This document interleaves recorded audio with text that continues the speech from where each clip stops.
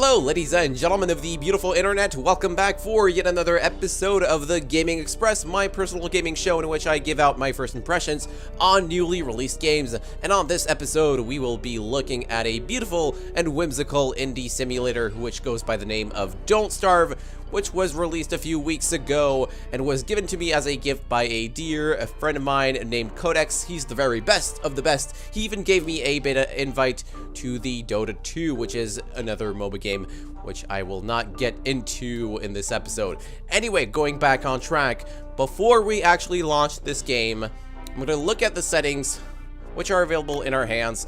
Now, first of all, you have the obvious full screen or window mode, and you have the resolution settings. You can set it up to your own liking, and then you have the audio options. These are all of the settings available. You can't control, I believe you cannot control the control settings. You cannot control the control settings. You cannot change them. That's what I mean to say. So these are all the settings which are available, and then you can click this little button which will redirect you to the game's official website. The game was actually developed by a company named Clyde Entertainment, and they are pretty well known for making some good indie titles, like this one as well, which we are going to play right now. So before you can actually create a new game, and every game that you start is a randomly generated world. So basically, anytime you start up the game, the world and the map will always be different at any point which you start the game. And of course, you can resume a game depending on the checkpoint which you're saved at. And for now, the only character that we have right now is Wilson, the gentleman scientist.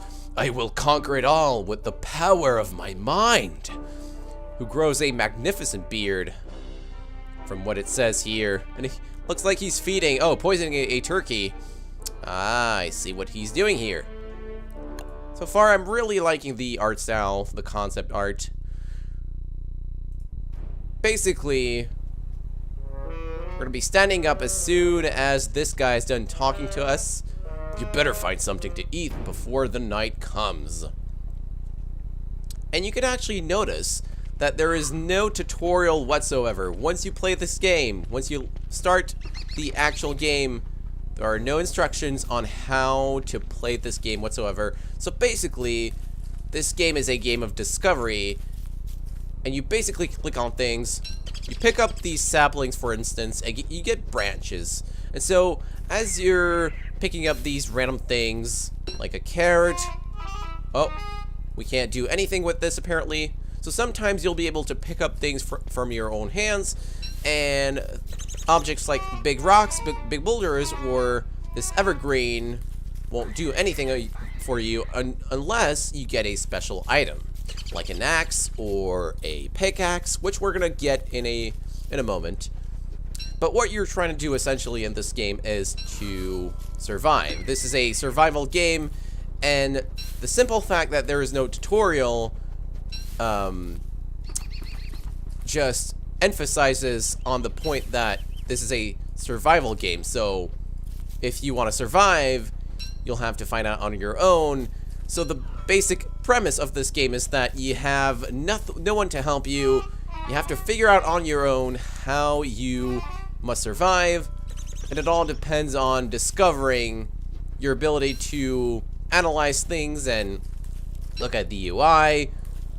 So this is not a game that caters for noobs, so to say.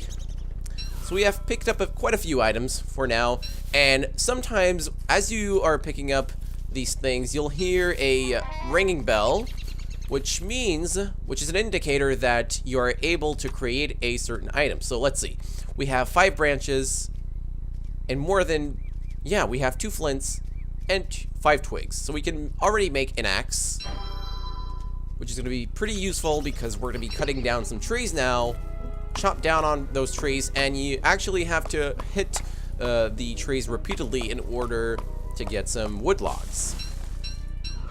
And you can also, while you're picking up wood logs, you can get some pine cones, which you can plant into the ground in order to grow some more trees, which is pretty handy, especially later on as you're progressing through the game.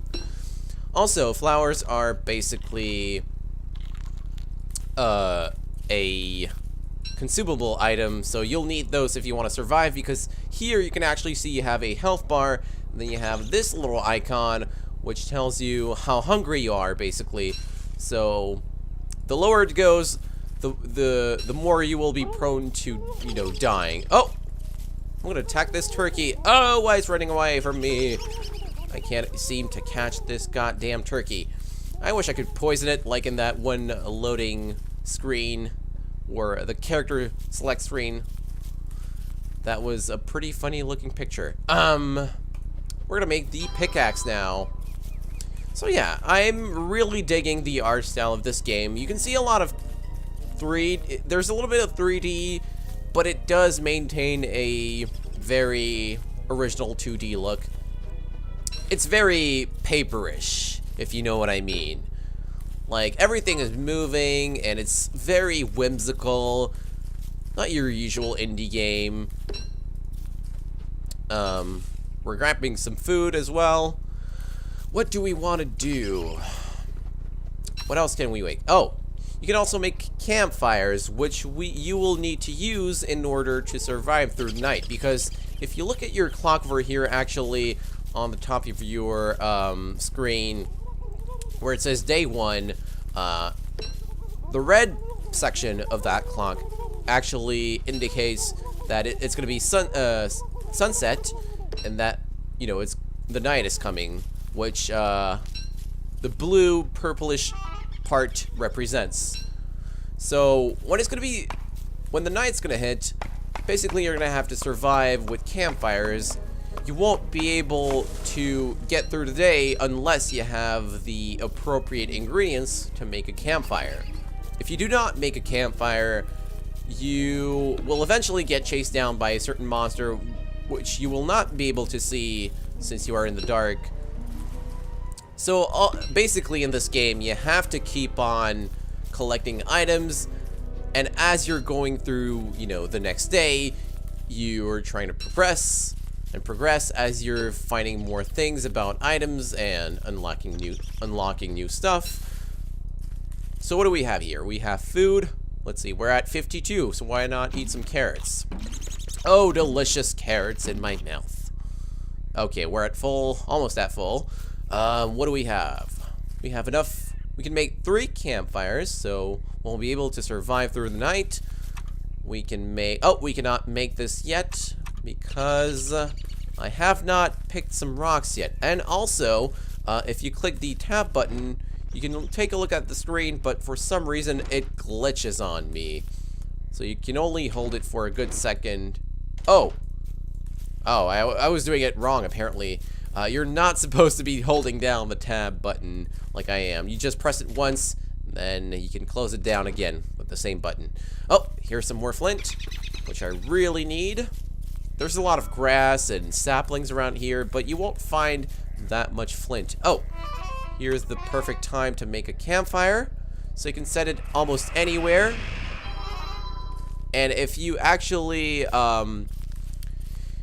can pretty much predict when you're gonna die. It happens after a few seconds, and you can hear some growling going on. It's pretty creepy, but if you put up a campfire, the growling will stop immediately, and you can actually pick up stuff around the campfire, you know, while you're waiting for the day to go through. And I've actually discovered that if you have some twigs available, you can drop them onto the actual campfire. If it keeps getting low, you just keep dropping grass or twigs or some actual wood logs. You don't want to keep using them too much. You just want to put up a little bit, just enough so that you can survive through the night. If you think the campfire is going to die, however, then you should probably drop in some more wood. That sounded kind of dirty, not gonna lie. We got some rocks.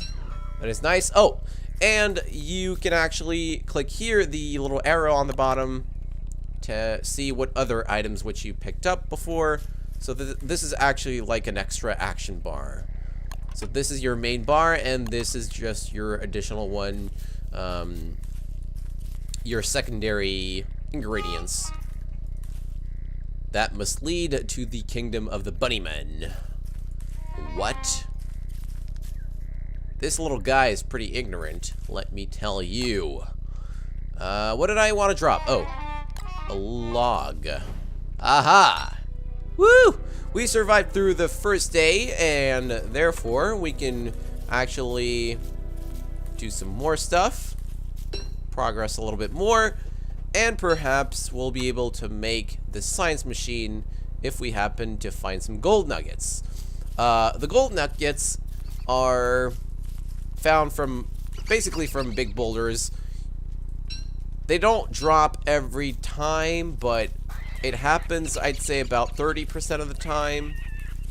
Anyway, we're gonna have to keep walking and looking for these rocks. Oh, there's a few here. Looks like we're just in luck. Okay. We're gonna keep mining on these boulders until we actually get some gold. Oh, we have one nugget. Let's pick on this one.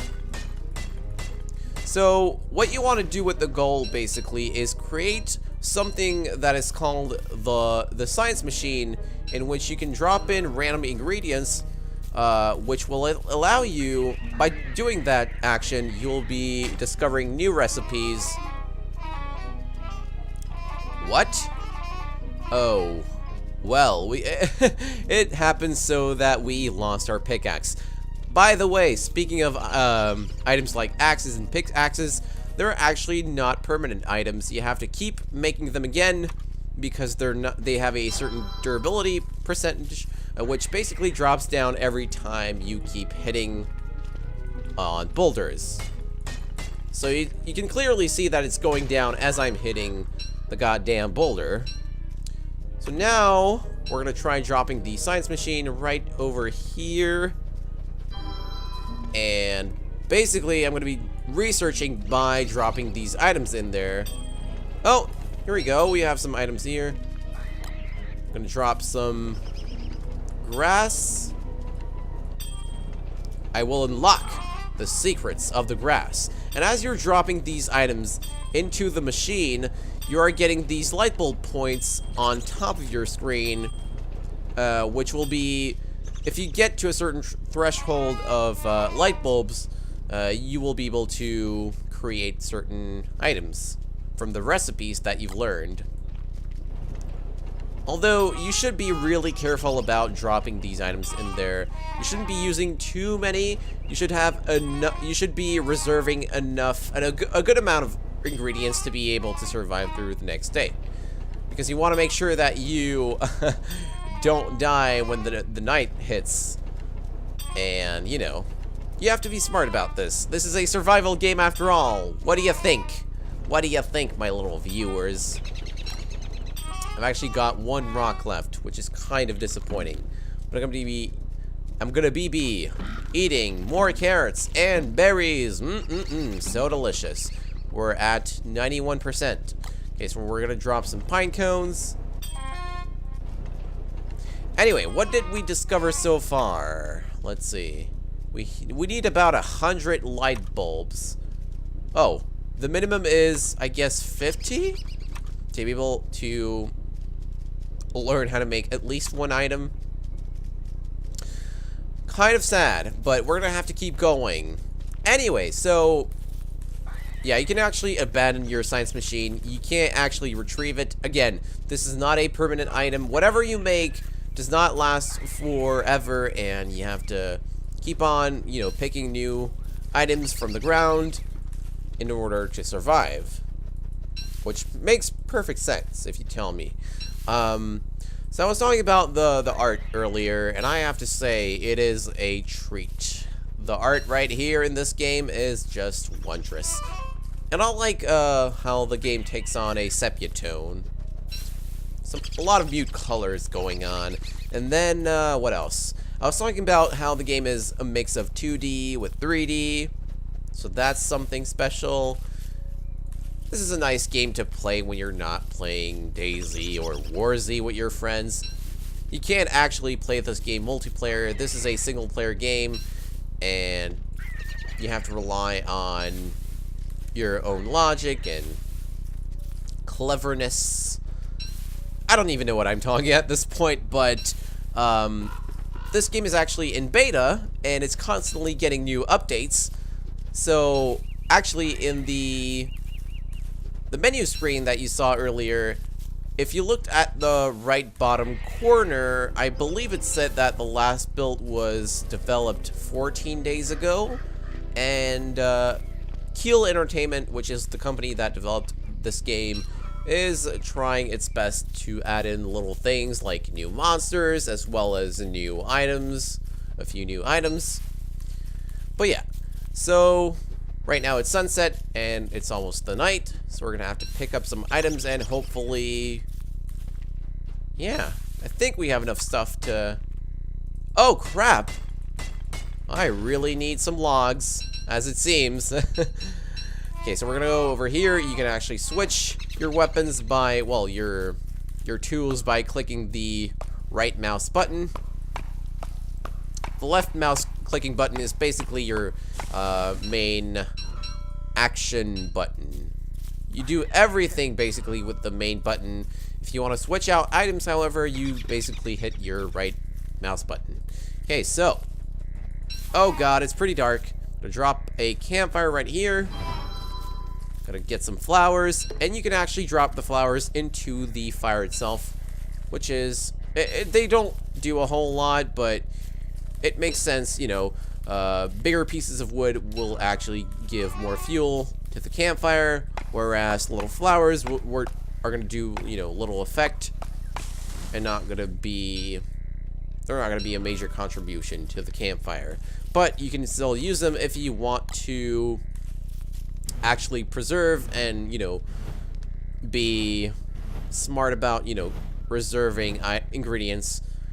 I can't even explain properly what I want to say, but basically you want to use the flowers instead of the wood that you actually use to build other more important stuff than, you know, because flowers are useless. And as you can see, if I eat the flowers, they don't give anything to you. Actually, flowers don't even increase your hungriness. They don't actually lessen your hungriness. That is what I meant to say. And also, if you have a shovel, you can also dig through these rabbit holes and manage to perhaps kill some prey. If you have this trap over here, which you can get. I just made it. Great. So we have a trap. Ugh, I love this game. It's something. It's special. What else was I gonna say? So yeah, because there is no tutorial, this game basically presents you with an uncompromising world, and it's a survival game. What do you expect other than, you know, there is really not a lot of complexity going on, but I am pretty sure that there are going to be interesting additions as the company develops new items and little monsters within the game. So you can get, again, you can get this game on Steam for $11.99. It's 20% down from $14.99, and if you get the game, you get 2 extra copies, which you can give out to your friends. It's only available for pre-purchase. You can actually buy the game on Amazon, I believe. It's on special there as well. Or you can actually buy the game from the official website, which I do not know the link of, but if you search up Keel Entertainment on Google, you'll be able to find the game in no time. So yeah, this is pretty much the game itself. There is nothing else I can add to that. It is a really good indie game, and it's got a very interesting look. I can't say otherwise. And I can't wait to see what the other characters look like.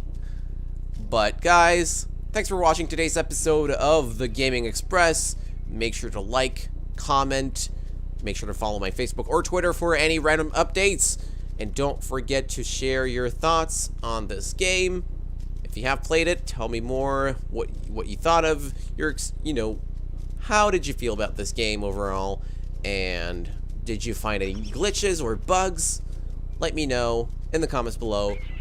Guys, thanks for watching again, and I'll see you next time, folks. Goodbye.